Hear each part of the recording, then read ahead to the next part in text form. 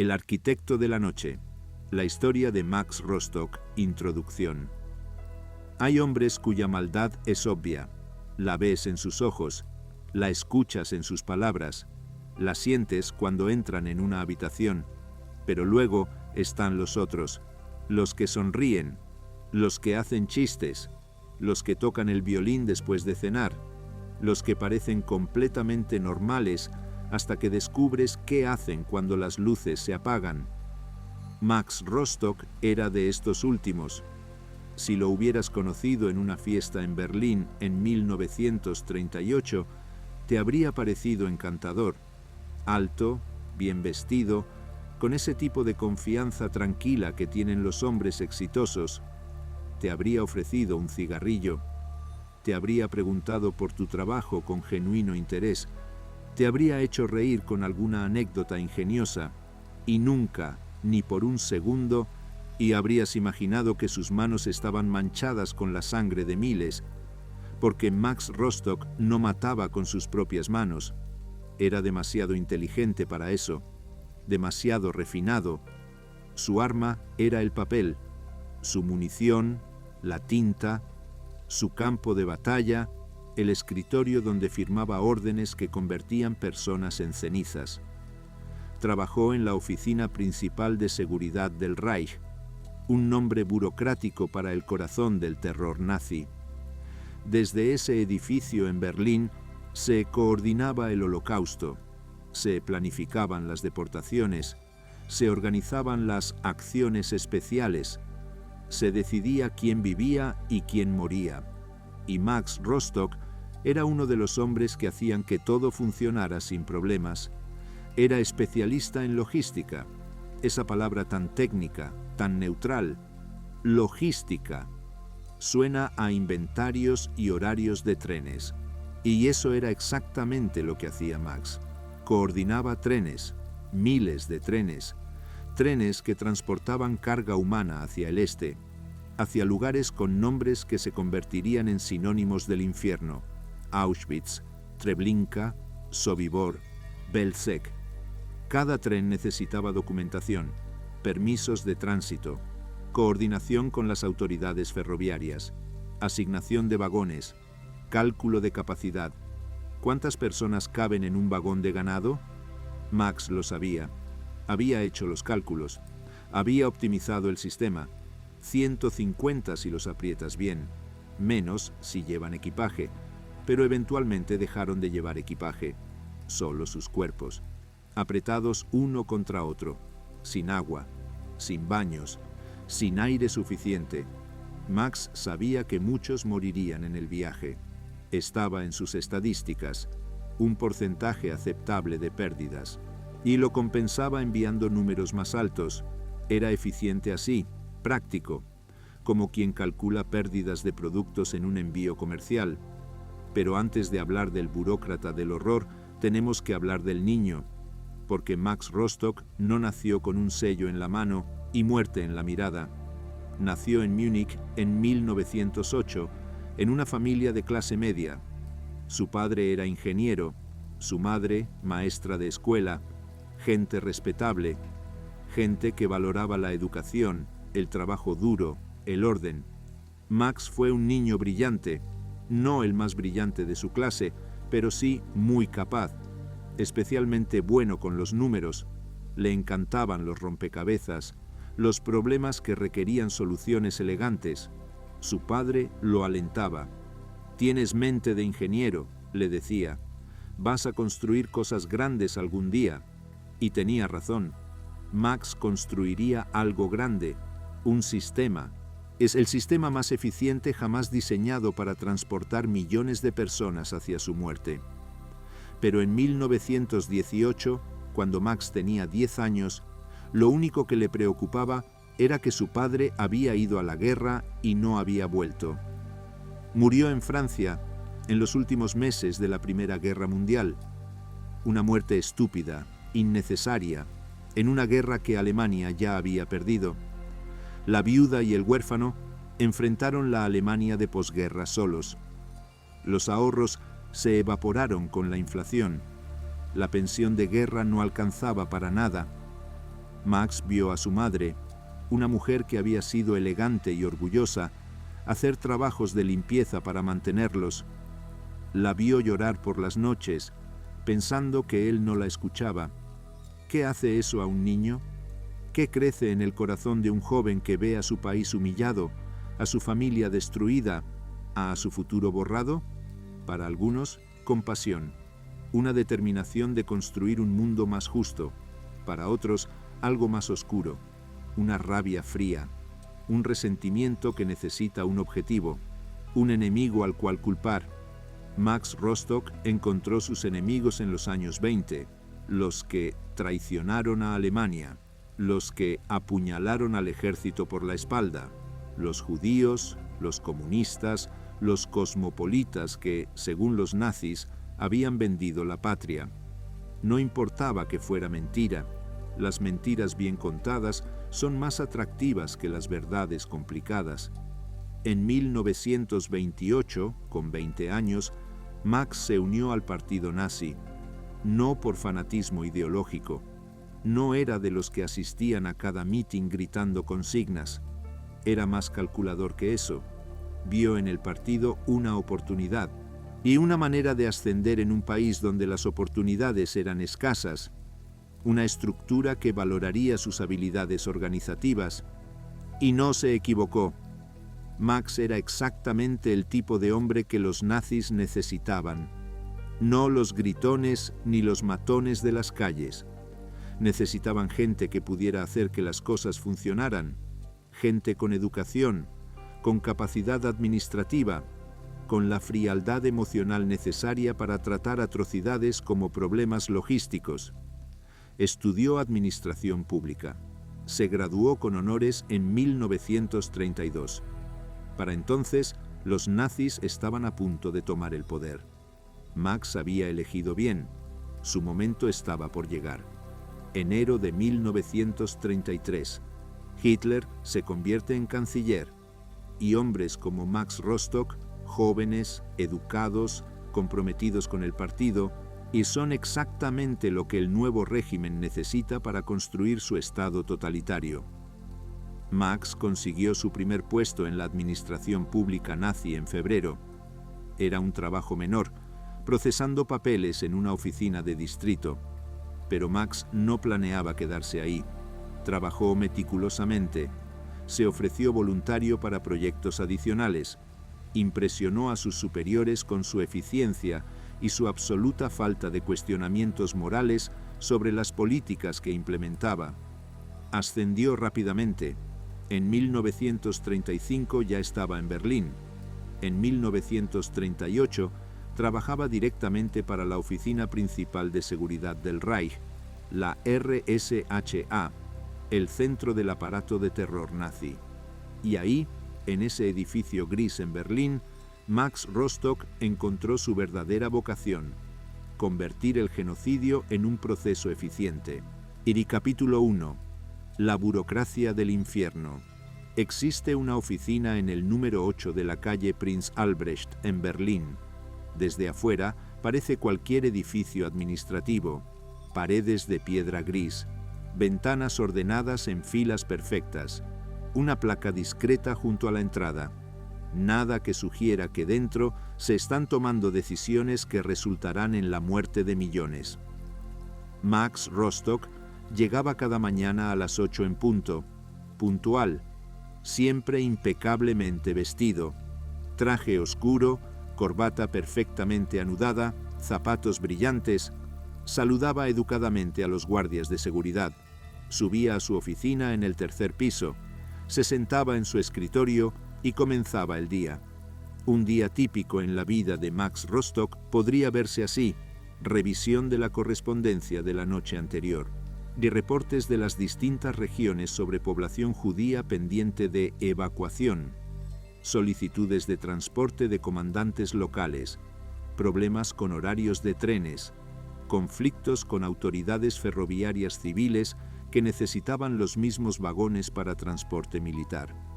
Max tomaba notas, hacía cálculos, coordinaba. Su trabajo requería una habilidad particular. balancear múltiples demandas competitivas con recursos limitados. Los militares necesitaban trenes para mover tropas y suministros. La industria necesitaba trenes para transportar materias primas.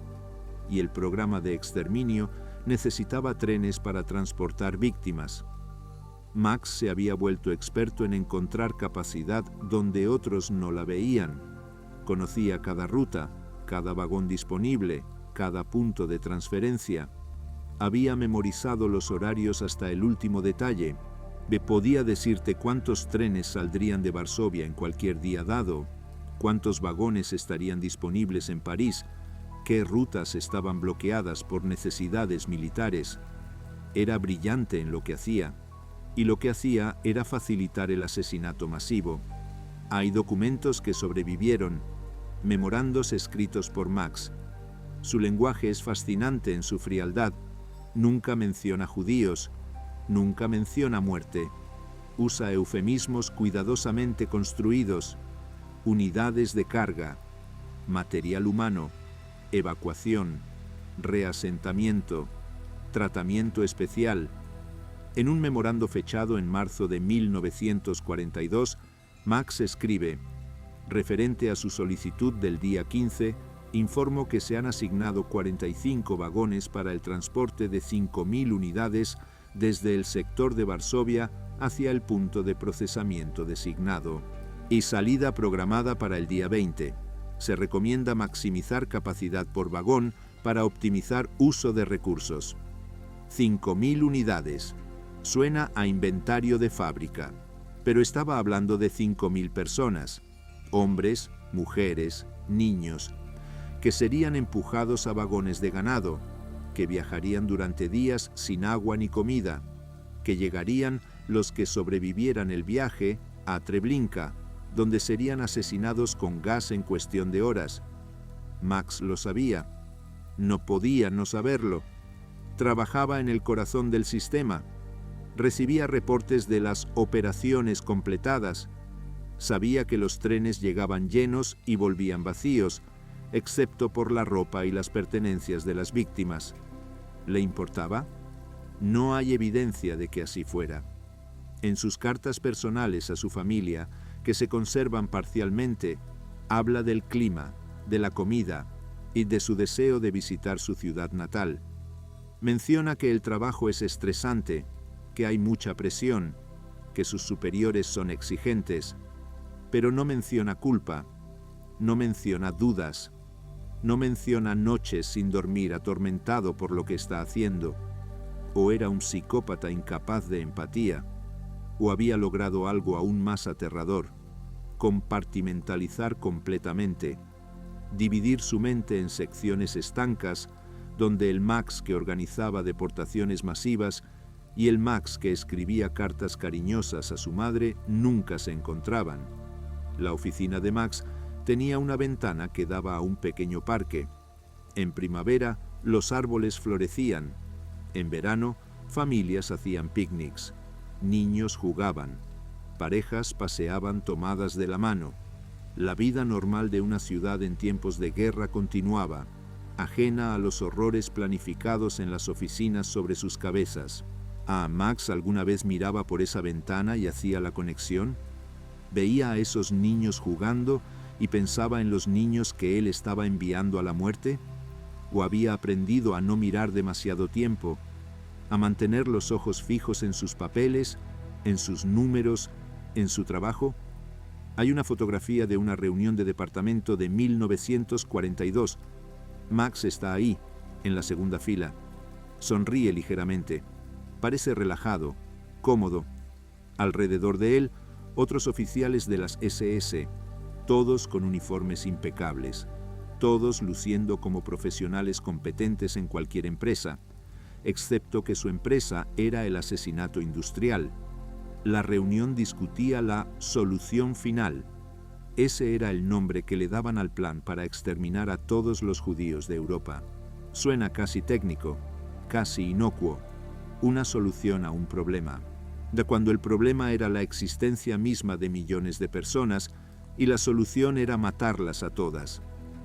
Max tomó notas durante esa reunión, Sus notas sobrevivieron, son meticulosas, listas de números, poblaciones judías en cada país, capacidad de transporte disponible, plazos estimados, obstáculos logísticos, soluciones propuestas. En ningún momento escribe la palabra asesinato. En ningún momento reconoce que está planificando la mayor atrocidad en la historia humana. Para él, eran solo números en una página, problemas que resolver, eficiencias que optimizar. Esta es quizás la característica más aterradora de hombres como Max Rostock, su absoluta normalidad. No eran monstruos que babeaban y gruñían, eran profesionales competentes, usaban trajes, no uniformes manchados de sangre, trabajaban con plumas estilográficas, no con armas, y dormían perfectamente bien por las noches. Hannah Arendt lo llamó la banalidad del mal, la idea de que el horror no requiere monstruos excepcionales, requiere gente ordinaria, dispuesta a hacer trabajos extraordinariamente malvados mientras se convencen a sí mismos de que solo están siguiendo órdenes, haciendo su trabajo, cumpliendo su deber. Max Rostock encarnaba esa banalidad, y eso lo hacía más peligroso que cualquier sádico obviamente perverso, porque los sádicos eventualmente se exceden, se vuelven visibles, causan problemas, pero los burócratas como Max pueden funcionar indefinidamente, eficientemente, sin llamar la atención. Durante el día, Max trabajaba en su oficina. Por las noches, a veces salía con colegas, iban a restaurantes, bebían vino, discutían política, hablaban de sus familias y de vacaciones que planeaban tomar después de que ganaran la guerra. Eran, en todos los sentidos, hombres normales llevando vidas normales, excepto que durante el día habían coordinado el transporte de miles de personas hacia su muerte. Habían firmado papeles que resultarían en vagones llenos de cuerpos asfixiados. Habían optimizado sistemas que convertirían niños en cenizas. Y luego brindaban con vino y reían por chistes. ¿Cómo es posible? Esa es la pregunta que nos persigue. ¿Cómo puede existir esa desconexión? ¿Cómo puede la mente humana contener simultáneamente esos dos mundos sin colapsar? La respuesta, aterradoramente, es que es más fácil de lo que queremos creer. Cuando deshumanizas lo suficiente a tus víctimas, cuando las reduces a unidades y material, cuando el proceso se vuelve lo suficientemente abstracto, el cerebro puede hacer el resto, puede construir los muros necesarios, puede separar lo profesional de lo personal, puede permitirte dormir. Max Rostock dormía perfectamente bien. Sus colegas lo confirmaron después de la guerra. Era conocido por su calma, su compostura, su capacidad de manejar situaciones estresantes sin perder el control. Era el tipo de persona en quien confiabas para hacer el trabajo, y el trabajo que le confiaron fue organizar el transporte de aproximadamente 2 millones de personas hacia los campos de exterminio. 2 millones. Ese fue el número estimado por historiadores basándose en los documentos que Max procesó, coordinó o firmó. Cada uno de esos 2 millones era una persona, con nombre, con historia, con sueños que nunca se cumplirían, pero para Max eran estadísticas, números en una página, problemas logísticos resueltos con éxito. Capítulo 2. Los trenes de la muerte. Hay un sonido que los supervivientes del Holocausto nunca olvidaron: el silbato de un tren. Para ellos, ese sonido significa terror absoluto, significa despedidas finales en andenes, significa vagones oscuros y asfixiantes, significa el viaje hacia el infierno. Y detrás de cada uno de esos trenes había papeles firmados por hombres como Max Rostock. El sistema que Max ayudó a perfeccionar funcionaba con precisión militar. Comenzaba con censos. Las comunidades judías en territorios ocupados eran catalogadas meticulosamente: nombres, direcciones, ocupaciones. todo documentado. Luego venían las concentraciones. Los judíos eran obligados a mudarse a guetos, áreas delimitadas de las ciudades donde podían ser controlados fácilmente. Y los guetos eran horribles por sí mismos. Hacinamiento extremo, hambre, enfermedades. Pero eran solo el primer paso. El paso siguiente era la deportación.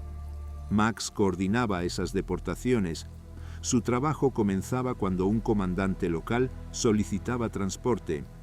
Necesitamos evacuar 15.000 judíos del gueto de Varsovia. La solicitud llegaba al escritorio de Max y él comenzaba a trabajar. Primero verificaba disponibilidad de vagones. Los trenes de carga regulares tenían prioridad para suministros militares, pero Max había negociado acuerdos con las autoridades ferroviarias. Los transportes especiales tenían categoría prioritaria. Después de todo, eran cruciales para la seguridad del Reich. Luego coordinaba la ruta. Los trenes no podían ir directamente del gueto al campo de exterminio. Tenían que usar líneas existentes, a evitar áreas de combate activo, coordinar con horarios de otros trenes. Max tenía mapas detallados en su oficina, líneas rojas marcando rutas disponibles, notas sobre capacidades de cada estación. Después venía el papeleo. Cada transporte requería docenas de documentos, permisos de tránsito, autorizaciones de las SS, coordinación con la policía local, notificaciones a los comandantes de los campos de destino. Todo tenía que estar perfectamente documentado. Los nazis eran obsesivos con su burocracia.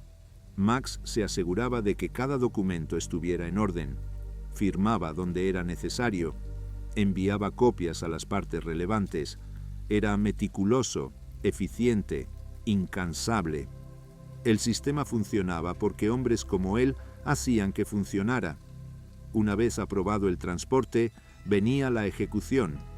En el gueto, las tropas llegaban al amanecer, rodeaban bloques completos, sacaban a las familias de sus casas a punta de fusil, les daban minutos para empacar, una maleta pequeña por persona, luego marchaban hacia la estación. Los andenes se llenaban de miles de personas, ancianos con bastones, madres cargando bebés, niños aferrados a sus padres, todos confundidos, aterrorizados, sin saber realmente qué les esperaba. Les habían dicho que iban a ser reasentados en el este, que habría trabajo allí, que tendrían nuevos hogares. Mentiras, todas mentiras. Los empujaban hacia los vagones, vagones de ganado que normalmente transportaban animales, sin ventanas reales, solo pequeñas ranuras con alambres, sin baños, sin asientos, solo espacio de pie. Apretaban a 150 personas en espacios diseñados para 40. Las puertas se cerraban, se sellaban desde afuera, y el tren comenzaba su viaje. El viaje podía durar días, dependiendo de la ruta, del tráfico ferroviario, de los retrasos. Durante todo ese tiempo, los prisioneros estaban en oscuridad casi total, sin comida, sin agua, sin forma de escapar. La gente moría durante el viaje, de deshidratación, de asfixia, de ataques cardíacos. Los cuerpos se quedaban ahí, parados por la presión de los cuerpos vivos alrededor. No había forma de sentarse, no había forma de acostarse, solo estar de pie, aplastados unos contra otros, respirando el mismo aire viciado una y otra vez. En verano, el calor dentro de los vagones era insoportable, temperaturas de 40 grados o más. La gente se desmayaba, los niños lloraban por agua, los ancianos rogaban piedad. No había ninguna. En invierno, el frío penetraba hasta los huesos, sin calefacción, y con solo la ropa que llevaban puesta, las temperaturas bajo cero convertían los vagones en cámaras frigoríficas. La gente moría congelada, de pie, sostenida por los cuerpos a su alrededor. Y Max Rostock sabía todo esto. Recibía reportes. Transporte del día 15 llegó con 200 fallecidos en ruta. Lo anotaba, lo incluía en sus estadísticas, ajustaba números para compensar, enviaba más personas en el siguiente transporte para cumplir las cuotas, porque había cuotas. Cada campo de exterminio tenía capacidad de procesamiento. Auschwitz podía procesar 10.000 personas al día en sus momentos de máxima eficiencia. Treblinka, 15.000. Los comandantes de los campos notificaban su capacidad, y hombres como Max se aseguraban de mantener el flujo constante. Era una cadena de producción, de muerte industrial, y funcionaba con la eficiencia de una fábrica bien administrada. Hay testimonios de supervivientes sobre esos viajes. Una mujer llamada Sarah Ziskind escribió sobre su deportación desde el gueto de Lodz. Tenía 14 años. Viajó en un vagón con su familia. Su hermano pequeño, de 6 años, murió durante el viaje, de sed. Simplemente dejó de llorar, dejó de moverse, y Sara tuvo que sostener su cuerpo muerto durante horas más hasta que llegaron. Cuando las puertas finalmente se abrieron, no fue un alivio, fue el comienzo de la verdadera pesadilla, porque del otro lado esperaban los campos, las cámaras de gas, los crematorios, el final de todo. Pero Sara sobrevivió, por suerte, por juventud, por algún capricho del destino, y después de la guerra testificó, contó su historia, nombró a los responsables que pudo recordar. Pero no conocía a Max Rostock. ¿Por qué lo conocería? Él nunca estuvo en el gueto, nunca empujó a nadie a un vagón, nunca abrió una puerta de cámara de gas, solo firmó los papeles que hicieron posible todo eso. Durante 1942, el año más mortífero del Holocausto, los trenes corrían constantemente, desde todos los rincones de Europa ocupada, desde Francia, Holanda, Bélgica, Grecia, Hungría, todos convergiendo hacia el este, hacia Polonia, hacia los campos. Max coordinaba muchos de esos transportes. Su oficina se había convertido en el centro de la red. Recibía solicitudes de toda Europa, las procesaba, las aprobaba, las ejecutaba, trabajaba largas horas, 12, 14 horas al día. Sus superiores lo elogiaban por su dedicación. Recibió promociones, condecoraciones, y era considerado uno de los oficiales más eficientes de la RSHA. En diciembre de 1942, durante una celebración navideña en la oficina, su jefe dio un discurso. Agradeció a todos por su duro trabajo en este año crítico. Mencionó específicamente a Max. Un ejemplo de eficiencia prusiana, lo llamó. Un hombre en quien podemos confiar para completar cualquier tarea, sin importar cuán compleja. Max sonrió humildemente, agradeció el reconocimiento, brindó con sus colegas y al día siguiente volvió a su escritorio y firmó papeles que enviarían a 5.000 personas más hacia su muerte. Capítulo 3. El ingeniero de la eficiencia. Existe una fotografía tomada en el verano de 1943. Es de un picnic. Oficiales de las SS con sus familias en un parque cerca de Berlín. Hay mesas con manteles blancos y niños corriendo entre los árboles, mujeres con vestidos de verano charlando bajo sombrillas, hombres con uniformes relajados, sin las chaquetas formales, fumando y riendo. Max Rostock está en esa fotografía, sentado en el pasto con su esposa Greta. Se habían casado en 1940, una boda aprobada por sus superiores de las SS. Greta era rubia, de ojos azules, de buena familia aria. En la foto, ella lo mira con lo que parece adoración. Él sonríe hacia la cámara, relajado, feliz. 2 semanas antes de ese picnic, Max había firmado órdenes para deportar 30.000 judíos del gueto de Białystok. La mayoría fueron directamente a las cámaras de gas de Treblinka. Los niños de esas familias nunca jugaron en parques como este, nunca tuvieron picnics, nunca crecieron. ¿Greta sabía a qué se dedicaba su esposo? Es imposible saberlo con certeza.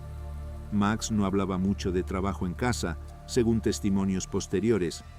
Pero Greta no era tonta.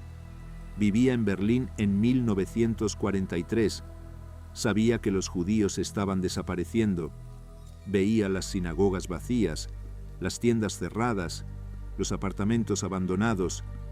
Quizás no conocía los detalles. Quizás Max la protegía de las especificidades. O quizás simplemente no preguntaba. Porque preguntar significaría tener que confrontar verdades que preferías no conocer. Significaría tener que elegir entre tu conciencia y tu comodidad. Y muchas personas, cuando se enfrentan a esa elección, eligen no preguntar. Para 1943, el sistema que Max había ayudado a construir funcionaba con precisión de relojería. Los problemas iniciales se habían resuelto. Las rutas estaban establecidas. Hubo los procedimientos estandarizados. Ahora era cuestión de mantener el flujo. Pero había complicaciones nuevas. La guerra no iba bien para Alemania. Stalingrado había caído en febrero. Los soviéticos avanzaban desde el este. Los aliados habían invadido Italia. Se necesitaban más recursos para el frente, más trenes para tropas y suministros. Eso significaba menos trenes disponibles para las deportaciones. Max enfrentaba presión constante de múltiples direcciones. Los comandantes militares querían más capacidad de transporte. Los comandantes de los campos de exterminio exigían mantener el flujo de víctimas. Sus superiores en la RSHA querían completar la solución final antes de que fuera demasiado tarde, antes de que los aliados ganaran y descubrieran todo. Para un hombre menos capaz, la presión habría sido paralizante. Pero Max prosperaba bajo presión. Era un solucionador de problemas nato y encontró soluciones. Una de sus innovaciones fue la ruta nocturna. Los trenes de pasajeros regulares operaban principalmente de día. Max coordinó que los transportes especiales corrieran de noche, cuando las líneas estaban menos congestionadas. Eso aumentó la capacidad sin interferir con otras prioridades. Otra innovación fue la ruta compartida. En lugar de enviar trenes dedicados solo a deportaciones, Max coordinó que algunos vagones de deportados se agregaran a trenes militares existentes. Era más eficiente. Los militares obtenían su transporte y las víctimas llegaban a su destino. 2 pájaros de un tiro. También optimizó los tiempos de procesamiento en los campos. Coordinó con los comandantes para que tuvieran grupos preparados para recibir transportes de inmediato. Nada de retrasos. Los trenes llegaban, descargaban y volvían para el siguiente transporte. Eficiencia máxima. Max documentaba todas estas mejoras en reportes mensuales. Los enviaba a sus superiores con orgulloso profesionalismo. Mediante la implementación de las estrategias descritas, hemos aumentado la capacidad de transporte en 22%, mientras reducimos costos en 17%. Sonaba como el reporte de una corporación exitosa, excepto que el producto era muerte. Sus superiores estaban impresionados. Heinrich Müller, jefe de la Gestapo, lo felicitó personalmente. «Rostock, eres exactamente el tipo de hombre que necesitamos. Alguien que ve problemas como oportunidades o que encuentra soluciones donde otros ven solo obstáculos».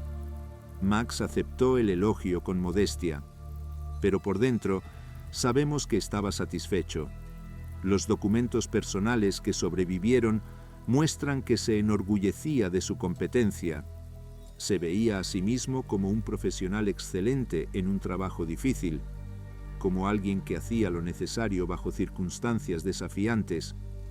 La desconexión moral era completa. Había separado tan efectivamente el qué de su trabajo del cómo, que podía enfocarse exclusivamente en la eficiencia sin pensar jamás en las consecuencias humanas. hay un memorando particularmente escalofriante de septiembre de 1943. Max escribe sobre un problema técnico con un transporte desde Holanda. Los vagones llegaron a Auschwitz con pérdidas excesivas, su término para muertes durante el viaje. Y se investigó. Descubrió que los vagones habían sido detenidos en una estación intermedia por más tiempo del programado debido a un problema mecánico con la locomotora.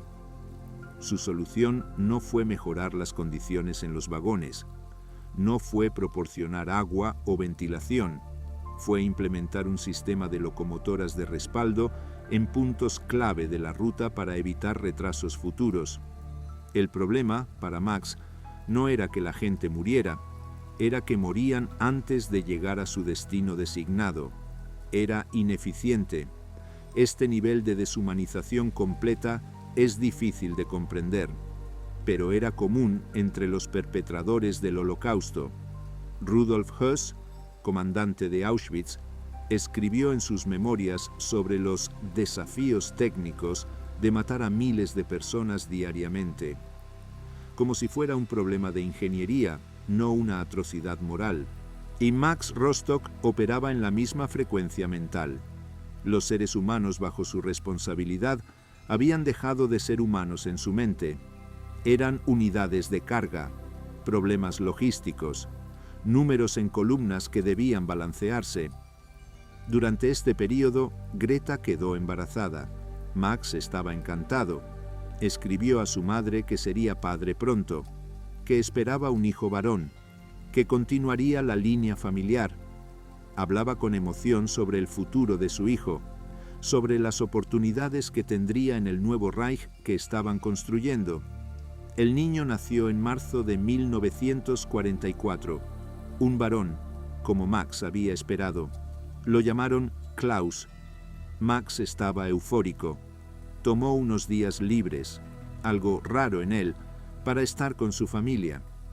Las fotografías de ese período muestran a un padre orgulloso sosteniendo a su bebé, sonriendo, completamente feliz. Y una semana después de regresar al trabajo, Max firmó órdenes para deportar a 15.000 niños del gueto de Łódź, niños de la edad de Klaus, bebés. Fueron enviados directamente a Chelmno, donde fueron asesinados con gas. ¿Alguna vez Max hizo la conexión?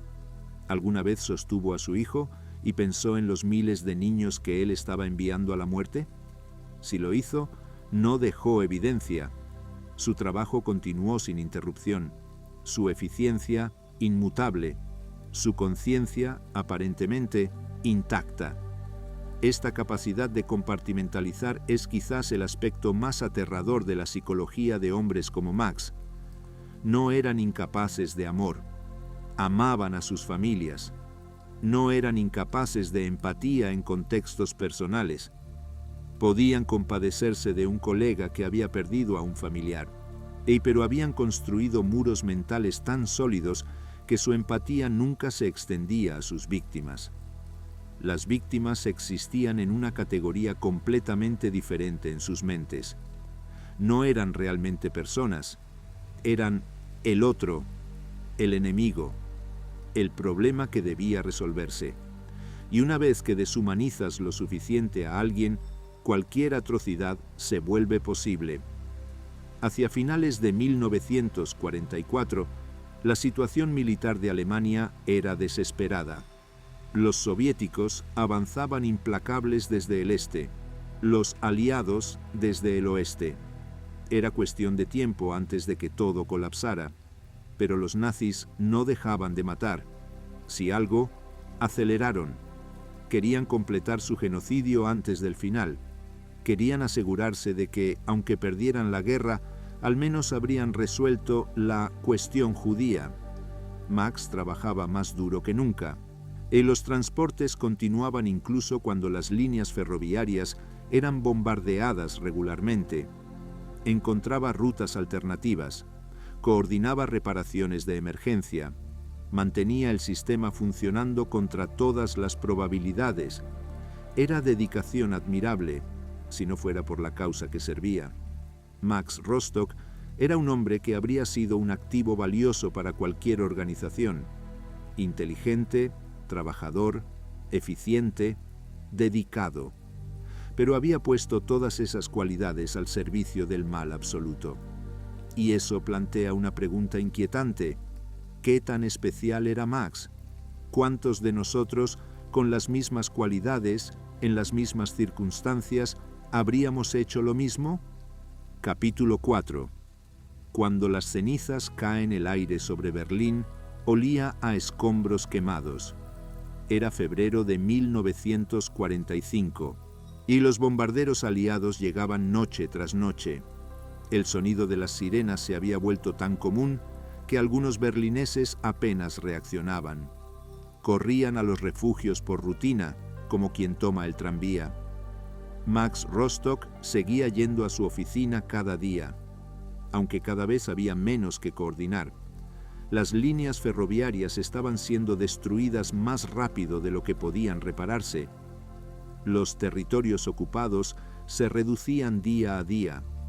Los guetos del este habían sido liberados por los soviéticos. Los campos de exterminio, muchos ya evacuados o destruidos por los nazis para ocultar evidencia. El sistema que Max había ayudado a construir se desintegraba, pero él seguía en su escritorio, procesando lo que quedaba. Hasta el final mantendría el orden. Era su naturaleza. Los documentos de este período muestran algo fascinante y perturbador. Y Max estaba ayudando a coordinar las marchas de la muerte. Cuando los soviéticos se acercaban a los campos de concentración, los nazis evacuaban a los prisioneros, los forzaban a caminar cientos de kilómetros en pleno invierno, sin comida ni abrigo adecuado. Miles murieron en esas marchas. Max coordinaba el transporte cuando había vagones disponibles. Cuando no los había, organizaba las rutas de las marchas. Se aseguraba de que hubiera guardias suficientes, de que los prisioneros débiles que no podían seguir el ritmo fueran tratados adecuadamente, ejecutados en el camino.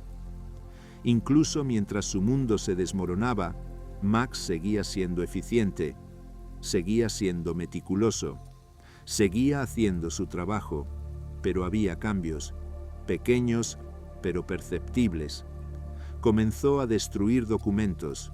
No todos, eso habría sido sospechoso, pero ciertos papeles que lo vinculaban directamente con las deportaciones, memorandos con su firma, reportes que había escrito, los quemaba en su oficina después de que todos se iban. No era pánico. Max no era de los que entraban en pánico, era precaución, porque aunque públicamente todos en la oficina mantenían la ficción de que Alemania aún podía ganar, privadamente, hombres inteligentes como Max sabían la verdad. El Reich estaba perdido, y cuando cayera, habría consecuencias. En marzo, las oficinas de la RSHA fueron evacuadas. El bombardeo de Berlín se había intensificado hasta volverse insostenible. Max y su familia fueron trasladados al sur, a Bavaria. Greta con el pequeño Klaus, ahora de casi un año, viajaron primero. Max los seguiría después de asegurar ciertos documentos. Durante esos últimos días en Berlín, Max tuvo conversaciones con colegas. Discutían qué pasaría después. Algunos hablaban de resistencia final, de luchar hasta el último hombre. Max los escuchaba pero no comentaba. Era demasiado práctico para fantasías heroicas. Otros hablaban más pragmáticamente, de identidades falsas, de documentos que necesitaban desaparecer, de rutas de escape. Estas conversaciones interesaban más a Max. Tomaba notas mentales, hacía preguntas cuidadosas, planificaba. El 30 de abril, Hitler se suicidó en su búnker. El 7 de mayo, Alemania se rindió incondicionalmente. La guerra en Europa había terminado. El Tercer Reich, que debía durar 1000 años, había durado 12. Max estaba en un pueblo pequeño de Bavaria cuando llegó la noticia. Había destruido su uniforme de las SS, se había quitado el anillo con las runas y había alterado algunos documentos personales. ya no era el Sturmbannführer Max Rostock de la RSHA, ahora era simplemente Max Rostock, empleado civil, desplazado por la guerra. Los aliados llegaron al pueblo días después. Tropas americanas. Establecieron control rápidamente. Comenzaron a registrar a todos los residentes. Buscaban criminales de guerra. Tenían listas. Max fue registrado. Dio su nombre real. Cambiarlo completamente habría sido demasiado arriesgado, muy fácil de verificar. Dijo que había trabajado en administración de transporte civil. Técnicamente cierto. No mencionó las SS, no mencionó la RSHA, no mencionó las deportaciones. Los oficiales americanos revisaron sus documentos, le hicieron preguntas. Max respondió calmadamente, con su alemán educado, su comportamiento cortés, su apariencia de funcionario común. No parecía un criminal de guerra, no tenía el tatuaje de las SS que muchos oficiales llevaban. Sus documentos, aunque escasos, parecían en orden. Lo dejaron ir. Fue clasificado como civil. Le dieron papeles de desplazado. Y así, simplemente, Max Rostock se escurrió entre las grietas. Pero los aliados tenían los archivos. Cuando capturaron Berlín, encontraron montañas de documentos que los nazis no habían tenido tiempo de destruir. Entre ellos, algunos con el nombre de Max Rostock, memorandos firmados por él, reportes coordinando transportes. Max fue agregado a las listas de buscados, pero las listas tenían miles de nombres, y los aliados tenían recursos limitados. Se enfocaban en los peces gordos, los comandantes de campos, los líderes de Einsatzgruppen, los oficiales de alto rango conocidos. Max era segundo nivel, importante, sí, criminal, definitivamente, pero no lo suficientemente famoso para ser prioridad máxima. Era uno de cientos de burócratas del horror que los aliados querían procesar, pero que no tenían capacidad de buscar activamente. Durante meses, Max vivió en campos de desplazados, campos llenos de refugiados alemanes que habían huido del avance soviético. Condiciones miserables, comida escasa, incertidumbre total sobre el futuro, pero estaba vivo, estaba libre, y cada día que pasaba sin ser arrestado era un día más de esperanza. Greta y Klaus estaban con él, su pequeña familia intacta, dormían en barracas compartidas con docenas de otras personas, hacían cola por comida, vivían día a día, pero estaban juntos. ¿Greta sospechaba? ¿Notaba el miedo contenido en los ojos de Max cada vez que había control de autoridades? ¿Se preguntaba por qué destruía documentos? ¿Por qué era tan cuidadoso con lo que decía sobre su pasado? Si sospechaba, nunca lo confrontó. Quizás porque tenía miedo de la respuesta. Quizás porque proteger a su familia era más importante que conocer verdades peligrosas. O quizás realmente creía la versión de Max, que había sido solo un funcionario menor, que había hecho trabajo administrativo, que no era responsable de nada terrible. En 1946, Max tomó una decisión. No podía quedarse en Alemania. El riesgo era demasiado alto. Cada día llegaban más documentos de los archivos, más nombres eran agregados a las listas, más personas eran arrestadas y juzgadas. Era cuestión de tiempo antes de que profundizaran en su caso.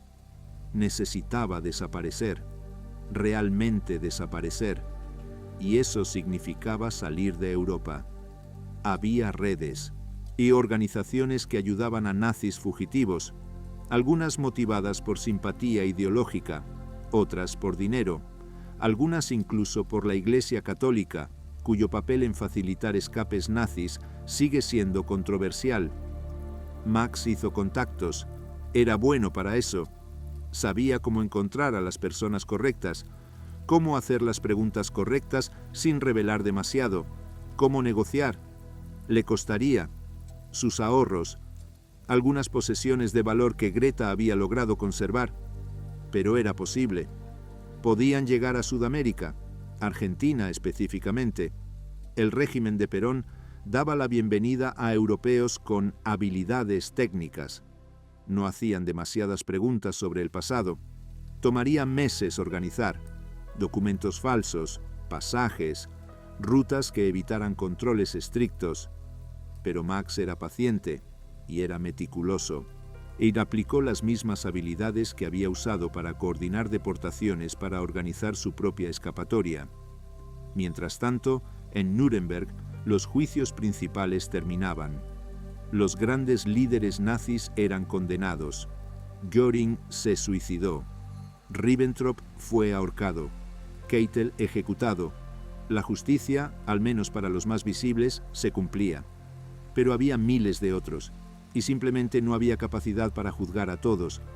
Los aliados comenzaron a priorizar los casos más claros, los crímenes más documentados, los perpetradores más conocidos. Max Rostock no estaba en esa categoría prioritaria. Su caso era importante pero complejo. Requeriría meses de investigación para compilar toda la evidencia.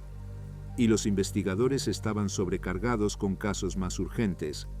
Fue un fallo del sistema de justicia de posguerra, no por malicia, y no por falta de voluntad, simplemente por recursos limitados enfrentando crímenes de escala sin precedentes. Miles de criminales se escurrieron porque era imposible atrapar a todos. Max lo entendía, había contado con eso, y mientras esperaba su oportunidad de escape, se mantenía invisible. No llamaba la atención, no se asociaba con otros ex-nazis conocidos. Vivía humilde y quietamente. Su hijo Klaus daba sus primeros pasos, decía sus primeras palabras. Crecía en campos de refugiados, ajeno a la verdad sobre su padre, ajeno a que el hombre que lo cargaba amorosamente había coordinado la muerte de miles de niños. En 1947, la oportunidad llegó. Max recibió documentos falsos, no para Max Rostock, sino para Michael Richter, técnico en ingeniería. Los documentos eran buenos, profesionales, pasarían inspección casual, y una noche la familia dejó el campo, sin fanfarria, sin despedidas, simplemente desaparecieron. Viajaron por ruta terrestre hacia Italia. Desde allí tomarían un barco. El viaje fue tenso. Cada control policial era un momento de terror contenido. Pero los documentos funcionaron. El pequeño Klaus, que ahora debía ser llamado Klaus Richter, era una ventaja. Familias con niños pequeños generaban menos sospecha. Llegaron a Génova, encontraron el barco designado, pagaron sus pasajes y subieron a bordo junto con cientos de otros refugiados que buscaban nueva vida en el nuevo mundo. El barco zarpó hacia Buenos Aires. Max Rostock se paró en la cubierta mirando Europa desaparecer en el horizonte. No sentía nostalgia, no sentía remordimiento, sentía alivio. Lo había logrado, había escapado.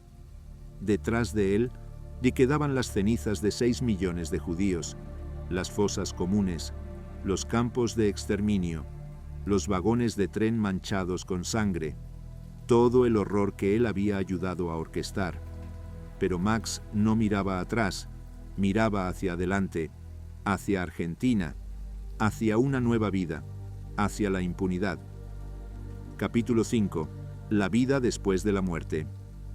Buenos Aires en 1947 era una ciudad de contradicciones, elegante y caótica, europea y latinoamericana, y cada vez más refugio de fugitivos. La familia Richter, ya no los Rostock, llegó en agosto. El invierno austral era suave comparado con los inviernos europeos que Max recordaba. El sol brillaba diferente aquí. Todo olía diferente. Era como llegar a otro planeta. Argentina bajo Perón daba la bienvenida a inmigrantes europeos, especialmente alemanes, y especialmente aquellos con habilidades técnicas. No hacían preguntas incómodas sobre afiliaciones políticas pasadas. De hecho, algunos funcionarios argentinos eran abiertamente simpatizantes del fascismo. Max encontró trabajo rápidamente. Su experiencia en logística era valiosa.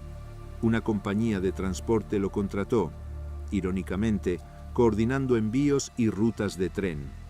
Las mismas habilidades que había usado para enviar personas a la muerte, ahora las usaba para transportar mercancías. Era bueno en su trabajo, como siempre. Sus jefes argentinos lo apreciaban. Era puntual, eficiente, nunca causaba problemas. El inmigrante alemán ideal. La familia se estableció en un modesto apartamento en un barrio de clase media. Greta se adaptó al español más rápido que Max. Klaus, apenas un niño, absorbía el idioma naturalmente. En pocos años hablaba español sin acento, mientras que Max siempre conservaría el suyo. Había otros alemanes en el barrio. Max era cuidadoso con quien socializaba. Algunos de los inmigrantes eran claramente ex-nazis. Se reconocían por ciertos gestos, ciertas palabras. A veces, en reuniones privadas, hablaban nostálgicamente del Reich, de cómo las cosas podrían haber sido diferentes, de cómo la historia los había juzgado injustamente. Max participaba poco en estas conversaciones, no porque no compartiera los sentimientos, sino porque era demasiado cauteloso. Nunca sabías quién podía estar escuchando, quién podía reportar. El mundo estaba buscando nazis fugitivos. No muchos los buscaban activamente en Argentina, cierto, pero el riesgo nunca era cero. Los años pasaron. Max ascendió en su compañía, se volvió gerente, luego director. De sus colegas lo respetaban, su familia prosperaba. Klaus iba a buena escuela. Greta se unió a clubes sociales. Desde afuera, eran una familia perfectamente normal. En 1960, algo sacudió la comunidad alemana en Argentina. El Mossad, el servicio de inteligencia israelí, capturó a Adolf Eichmann. Lo secuestraron de las calles de Buenos Aires y lo llevaron a Israel para juicio. Eichmann había sido uno de los arquitectos principales del Holocausto, responsable de coordinar las deportaciones. Su trabajo había sido similar al de Max, pero a nivel más alto. Era uno de los nazis más buscados y había vivido en Argentina durante años bajo nombre falso, trabajando, criando familia, completamente libre, hasta que ya no lo estuvo. El secuestro causó pánico entre los ex-nazis en Argentina. Si habían encontrado a Eichmann, ¿así quién seguía? Max leyó sobre el caso con miedo helado. Él había trabajado en la misma oficina que Eichmann. Habían coordinado juntos. Si los israelíes profundizaban en los archivos, su nombre aparecería. Pero nada pasó. Max no era lo suficientemente importante. No estaba en la lista de los más buscados. Los cazadores de nazis tenían recursos limitados. Se enfocaban en los peces más gordos. Eichmann, Mengele, Stangl, los nombres que el mundo reconocía. El juicio de Eichmann en 1961 fue televisado globalmente. Max lo vio. No pudo evitarlo. Vio a Eichmann en la caja de cristal. Vio a los supervivientes testificar. Escuchó las historias de horror, los transportes, los campos, la muerte industrial. ¿Sintió algo Max? ¿Algún destello de conciencia? ¿Algún reconocimiento de que esas historias eran sobre lo que él también había hecho? Si lo sintió, nunca lo mostró. Nunca habló de ello con Greta. Nunca escribió sobre ello. Guardó silencio y siguió con su vida. Eichmann fue condenado y ejecutado en 1962. Fue el único nazi ejecutado por Israel, y su captura y juicio terminaron siendo únicos. El Mossad no capturó a otros en Argentina. Era demasiado arriesgado diplomáticamente. Había causado crisis con el gobierno argentino. Max respiró aliviado. La tormenta había pasado. Podía continuar. Klaus creció sin saber la verdad sobre su padre. Le habían dicho que Max había trabajado en transporte durante la guerra, administración civil, nada más. Klaus no tenía razón para dudar. Su padre era un hombre trabajador, respetable, estricto pero justo, nunca violento, nunca cruel. Klaus se convirtió en ingeniero, se casó, le dio a Max nietos. La familia Richter se expandía, echaba raíces profundas en Argentina, eran parte de la comunidad. Nadie sospechaba su pasado. En los años 70, Max se jubiló. Había trabajado 30 años en transporte en Argentina. Organizaron una fiesta de despedida en su honor. Le entregaron un reloj de oro grabado con su nombre falso. Hubo discursos elogiando su dedicación y profesionalismo. Su jefe lo abrazó, llamándolo ejemplo de la ética de trabajo alemana. Si tan solo supieran. Max pasó su jubilación como muchos hombres de su edad: jardinería, caminatas, tiempo con nietos, leía periódicos, jugaba ajedrez en el parque. Desde afuera, un abuelo perfectamente ordinario. Pero había momentos cuando algo lo alcanzaba. Una noticia sobre el Holocausto, un documental, es una fecha particular. Su expresión cambiaba brevemente, se ponía distante. Greta había aprendido a no preguntar en esos momentos. Los cazadores de nazis seguían trabajando, Simon Wiesenthal y otros. Pero para los años 80, la mayoría de los nazis principales estaban muertos o demasiado viejos para juzgar. El mundo estaba pasando página. Nuevas generaciones nacían que veían la Segunda Guerra Mundial como historia antigua. Max vivió tranquilamente hasta 1998. Murió de cáncer de pulmón a los 90 años, rodeado de familia. Hubo un funeral respetable. El obituario en el periódico local hablaba del distinguido empresario alemán que había contribuido a la comunidad. Klaus habló en el funeral, lloró genuinamente. Habló de su padre como un hombre de principios, trabajador, dedicado a su familia, de que había superado la adversidad de la guerra para construir una vida exitosa en un nuevo país. Si Klaus hubiera sabido la verdad, ¿qué habría dicho? ¿Habría defendido a su padre? ¿Habría racionalizado? ¿O habría sentido horror al descubrir que el hombre que lo crió había coordinado la muerte de miles?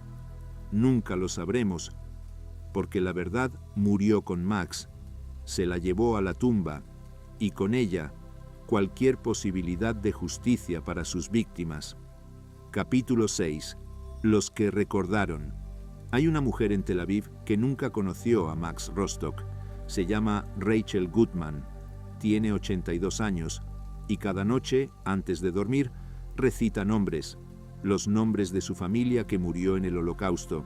Su madre, Sara, su padre, Abraham, sus hermanos, David y Esther, sus abuelos, sus tíos, sus primos, 23 personas en total. Ninguna sobrevivió excepto Rachel. Rachel tenía 11 años cuando los sacaron de su casa en Varsovia. Recuerda el camino hasta la estación, recuerda el vagón de tren, recuerda 3 días de oscuridad, sed, terror absoluto. Recuerda llegar a Treblinka. La separaron de su familia inmediatamente, los niños a un lado, adultos al otro, ancianos a otro lado. Fue la última vez que vio a su madre. Sara le gritó desde la otra fila: «Sé fuerte, mi vida, nos veremos pronto». Mentira. Sabía que era mentira incluso entonces. Rachel sobrevivió porque mintió sobre su edad. Dijo que tenía 16. Era alta para 11 años. La creyeron. La pusieron a trabajar, limpiar las pertenencias de los que llegaban, las montañas de ropa, zapatos, maletas, todo lo que la gente había traído creyendo que realmente iban a ser reasentados. Vio morir a miles.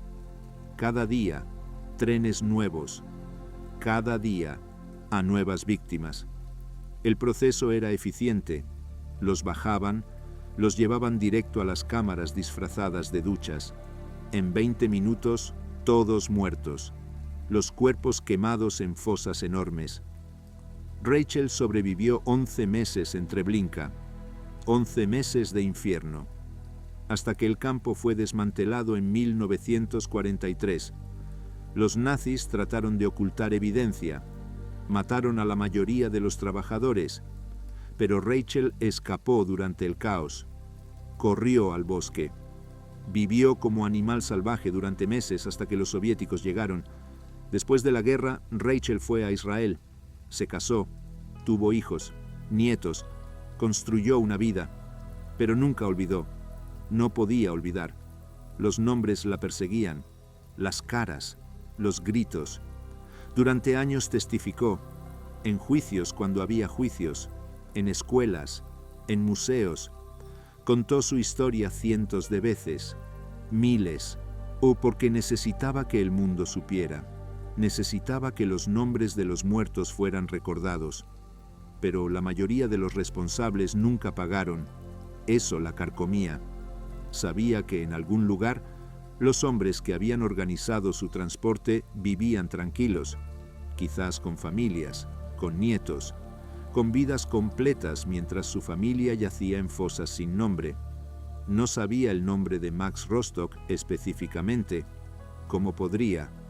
Él nunca estuvo en Treblinka, nunca vio a las víctimas, solo firmó los papeles que las enviaron allí. Pero Rachel sabía que hombres como él existían, los burócratas, los coordinadores, los que hicieron posible el horror con sus plumas y sellos. Son peores, decía Rachel. Los que mataban cara a cara al menos veían lo que hacían, pero estos trataban el asesinato como trabajo de oficina. Es como si fueran inocentes porque no apretaron el gatillo, pero sin ellos, los gatillos no habrían disparado. Rachel murió en 2015, 92 años. Hasta su último aliento hablaba de justicia, de la necesidad de que el mundo recordara, de que los perpetradores fueran nombrados, aunque ya estuvieran muertos. Hay miles de historias como la de Rachel, supervivientes que dedicaron sus vidas a la memoria, que se negaron a dejar que el mundo olvidara, que insistieron en que las víctimas fueran más que números. Yad Vashem, en Jerusalén, tiene 4 millones de nombres documentados, 4 millones de los 6 millones, cada uno con su propia historia, su propia familia, su propia promesa interrumpida. Pero los perpetradores, muchos de sus nombres se perdieron, como Max Rostock, registrado en algunos archivos, sí, pero no famoso, no procesado, no castigado, simplemente olvidado, excepto por las víctimas que nunca olvidaron que alguien, en alguna oficina, había firmado la orden que los envió a la muerte. Capítulo 7. La herencia del silencio. En 2008, un joven en Buenos Aires llamado Thomas Richter encontró una caja en el ático de la casa de su abuelo fallecido. Su abuelo Klaus había muerto recientemente. Thomas ayudaba a su padre a limpiar la casa y encontró esta caja, vieja, con el polvo de décadas acumulado, escondida detrás de otros objetos olvidados. Dentro había papeles, documentos viejos en alemán. Thomas no hablaba alemán bien. Algunos estaban escritos con caracteres góticos difíciles de descifrar, pero reconoció algunas palabras: SS, RSHA, nombres que sonaban alemanes, fechas de los años 40. Mostró los documentos a su padre, hijo de Klaus y nieto de Max. Su padre los miró y palideció. ¿Dónde encontraste esto?, Thomas explicó. Su padre tomó los papeles con manos temblorosas. Estos deben haber pertenecido a tu bisabuelo, Max. Olvidé que Klaus había guardado algunas de sus cosas. ¿Qué significan?, preguntó Thomas. Su padre dudó. Luego dijo: nada bueno. Tu bisabuelo trabajó para los nazis durante la guerra. Thomas se sorprendió. ¿Nazis? ¿Como soldado? Su padre negó con la cabeza. No exactamente. Era complicado. Thomas investigó. No fue difícil. Los documentos contenían nombres, fechas, lugares. Buscó en Internet. Encontró una historia que no conocía, sobre la RSHA, sobre deportaciones, sobre el Holocausto. Y gradualmente, horriblemente, las piezas encajaron. Su bisabuelo no había sido solo un funcionario civil. Había sido parte del aparato que ejecutó el genocidio, y si luego había escapado. Había vivido 50 años en Argentina bajo nombre falso. Había muerto tranquilo, respetado, rodeado de familia que no sabía la verdad. Thomas confrontó a su padre. ¿Sabías? Su padre admitió que había tenido sospechas, que Klaus, su padre, le había sugerido algunas cosas antes de morir, pero no detalles, y francamente, no había querido saber. Era más fácil no preguntar, vivir con la versión cómoda. Thomas quedó devastado. Su bisabuelo, el hombre de las fotografías familiares, el que aparentemente había sido gentil con Klaus, había coordinado la muerte de miles, quizás decenas de miles, y nadie en la familia lo había sabido, o habían elegido no saberlo. ¿Qué haces con esa información? ¿Qué haces cuando descubres que tu familia contiene un monstruo en su historia? Thomas consideró hacerlo público y exponer la verdad. Pero, ¿qué ganaría? Max estaba muerto. No podía ser juzgado. No podía pagar por sus crímenes. Solo arruinaría el nombre de la familia. Causaría dolor a su padre, a su abuela, que no eran responsables de lo que Max hizo. Decidió guardar silencio. Pero el conocimiento lo perseguía. Cada reunión familiar se sentía contaminada. Cada fotografía vieja de Max lo enfermaba. Sabía lo que esas manos habían firmado. Sabía a cuántas personas esas decisiones habían matado. Thomas no es único.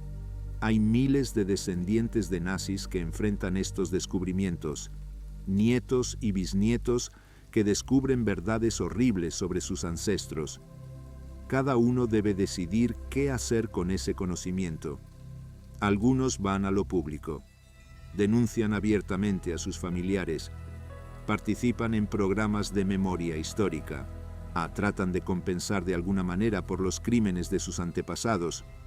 Otros guardan silencio, por vergüenza, por deseo de proteger a la familia, por simple negación. Es más fácil enterrar la verdad que enfrentarla, y otros niegan completamente, racionalizan. Estaba siguiendo órdenes. Era diferente en esa época. No sabía realmente lo que estaba pasando. Excusas que desmoronan bajo el menor escrutinio, pero que permiten vivir con el peso. La pregunta es, ¿heredamos la culpa de nuestros ancestros? ¿Es Thomas responsable de lo que hizo Max? Obviamente no. No estaba vivo. No tomó ninguna decisión, no firmó ningún papel, pero hay algo más complejo que la culpa directa. Hay la responsabilidad de la memoria, de no permitir que los crímenes sean olvidados, de reconocer la verdad, por dolorosa que sea, y de asegurarse de que las víctimas sean recordadas, incluso si eso significa confrontar el horror en tu propia familia. Thomas lucha con eso. Ha comenzado a leer sobre el Holocausto, ha visitado museos, ha tratado de entender la magnitud de lo que su bisabuelo participó en crear, y cada vez que aprende más, el peso se vuelve más pesado. ¿Debería contactar a organizaciones de supervivientes? ¿Debería donar a museos del Holocausto? ¿Debería cambiar su apellido para no llevar el nombre falso que Max adoptó? Estas preguntas lo atormentan. Y no hay respuestas fáciles, porque la historia no termina con la muerte de los perpetradores.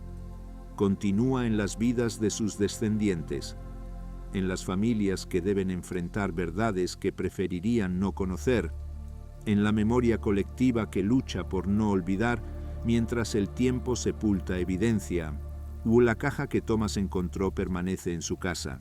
No sabe qué hacer con ella. Destruirla sería borrar evidencia, pero mantenerla se siente como guardar armas de un crimen. Es un dilema sin solución satisfactoria. A veces, Thomas piensa en las víctimas, en Rachel Goodman, aunque no conoce su nombre específicamente, en todas las Rachel del mundo, las que sobrevivieron y las que no, y se pregunta qué le dirían. ¿Lo culparían por los crímenes de su bisabuelo? ¿O reconocerían que él es víctima también, de una manera diferente, de una mentira que duró generaciones? No lo sabe. Y quizás nunca lo sabrá, porque las víctimas están muertas o muriendo, y los perpetradores se llevaron sus secretos a la tumba, y lo que queda es esta herencia incómoda, este legado de silencio que las familias deben decidir si romper o mantener. Thomas ha decidido algo. Ni cuando tenga hijos les contará la verdad. No los criará en la mentira. Les dirá quién fue realmente Max Rostock. Les enseñará sobre el Holocausto. Se asegurará de que entiendan que su familia contiene tanto víctimas de la guerra como un perpetrador del genocidio. Es lo único que puede hacer. Romper el ciclo del silencio. Asegurarse de que la próxima generación sepa, que la memoria no sea enterrada bajo capas de mentiras convenientes, porque al final eso es lo que Max Rostock intentó hacer, enterrar la verdad, crear una nueva identidad, vivir como si su pasado no existiera, y funcionó durante su vida. Pero la verdad tiene forma de emerger.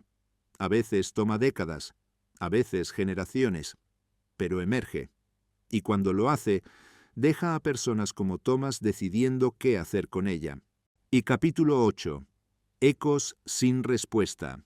La oficina de Yad Vashem en Jerusalén recibe cartas constantemente, algunas de supervivientes, algunas de descendientes buscando información sobre familiares perdidos, y algunas, ocasionalmente, de descendientes de perpetradores. En 2009 llegó una carta. No estaba firmada. El remitente había decidido mantener el anonimato, pero la carta era extraordinaria en su honestidad brutal. Mi abuelo trabajó para la RSHA durante la guerra, comenzaba. Coordinaba transportes. No sé exactamente cuántas personas envió a la muerte. Miles, ciertamente. Quizás decenas de miles. Vivió 50 años en Sudamérica bajo nombre falso. Murió rodeado de familia que no sabía quién era realmente. Yo descubrí la verdad por accidente, y ahora no sé qué hacer con este conocimiento. La carta continuaba. Páginas de angustia y de preguntas sin respuesta, de búsqueda de algún tipo de redención que el autor sabía que era imposible. No puedo devolver las vidas que él tomó. No puedo deshacer el daño.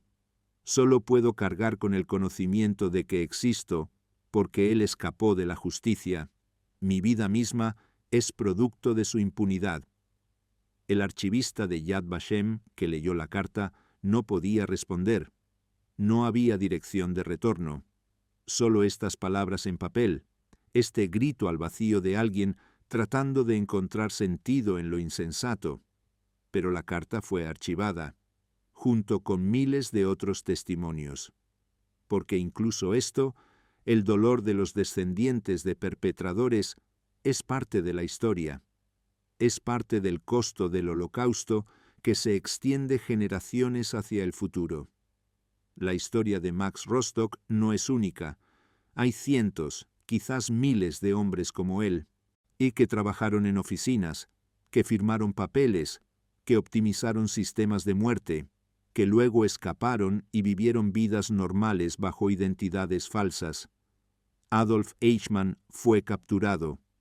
¿Pero cuántos otros Eichmanns nunca fueron encontrados?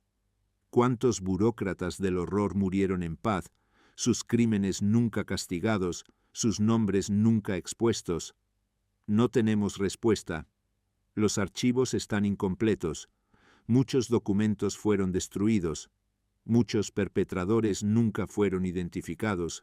Y ahora, 80 años después, casi todos están muertos. La ventana para la justicia se ha cerrado. Pero la necesidad de memoria permanece. porque el Holocausto no es solo historia, es advertencia. Es recordatorio de lo que los humanos somos capaces cuando deshumanizamos a otros, cuando reducimos personas a números y cuando convertimos atrocidad en rutina burocrática. Max Rostock encarna algo particularmente perturbador: el perpetrador ordinario. No era sádico. Probablemente no odiaba a los judíos con pasión personal ardiente. Simplemente no le importaban. Eran problemas logísticos, obstáculos a su eficiencia, números en páginas. Y eso, en cierto modo, es más aterrador que el odio puro, porque el odio es emoción, puede agotarse, puede confrontarse, pero la indiferencia, la capacidad de tratar el sufrimiento humano masivo como simple trabajo de oficina, eso es algo diferente. Eso es un fallo en la humanidad básica. ¿Cuántos Max Rostocks existen hoy? No en el contexto del Holocausto, sino en otros contextos.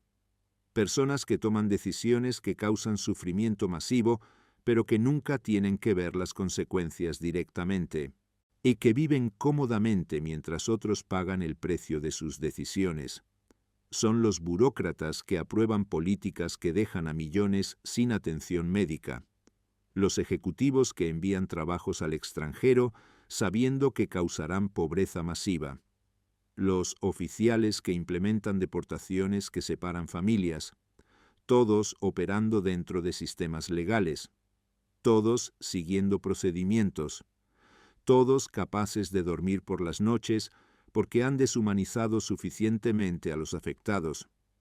La lección de Max Rostock no es solo sobre el pasado, es sobre el presente, sobre cómo sistemas burocráticos pueden convertir personas ordinarias en participantes del mal, sobre cómo la distancia entre decisión y consecuencia permite a la conciencia dormirse. Rachel Goodman, en una de sus últimas entrevistas antes de morir, dijo algo profundo: no me preocupan tanto los monstruos obvios. Esos son fáciles de identificar. Me preocupan los hombres ordinarios, los que hacen horror posible mientras se dicen a sí mismos que solo están haciendo su trabajo. Tenía razón. Los Hitlers del mundo son raros, pero los Max Rostocks, los hombres que convierten la visión monstruosa en realidad práctica, esos son abundantes, y pueden surgir en cualquier sociedad, en cualquier época, siempre que las condiciones sean correctas. ¿Cuáles son esas condiciones? Deshumanización sistemática de un grupo, autoridad que ordena acciones inmorales, burocracia que crea distancia entre acción y consecuencia, sociedad que mira hacia otro lado, y personas dispuestas a priorizar su carrera sobre su conciencia. Todos esos elementos existían en la Alemania nazi, pero pueden existir en otros lugares también. Y de hecho, han existido en Camboya, en Ruanda, en Bosnia.